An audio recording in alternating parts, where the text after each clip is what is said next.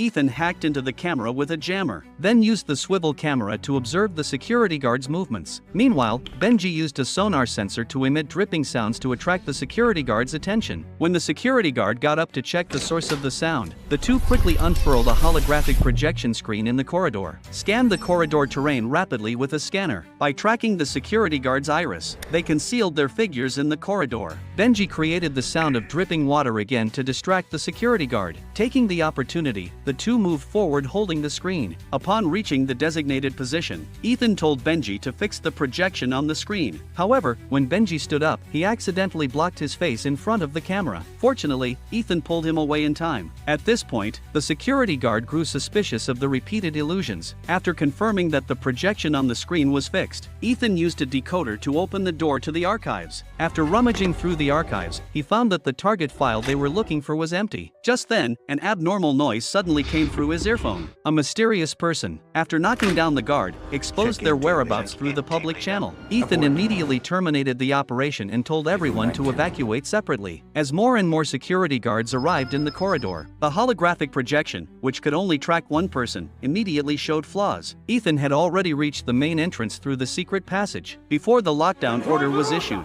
He quickly removed the disguise from his face, turned his clothes inside out to wear as a jacket, put on glasses, then took out a tour guidebook and pretended to be a tourist visiting the place. However, Ethan had just wanted to leave here when the ground started to shake. Immediately afterward, a violent explosion occurred in the Kremlin. When he woke up again, he was lying in a hospital. Both hands were cuffed to the hospital bed. The agent beside him took out Ethan's clothes and a recording left in the archives, and identified him as the mastermind behind the explosion. At that moment, a nurse came to push him into the ward. Ethan took the opportunity to take the paperclip from the medical record. When the agent looked back again, Ethan was no longer on the hospital bed.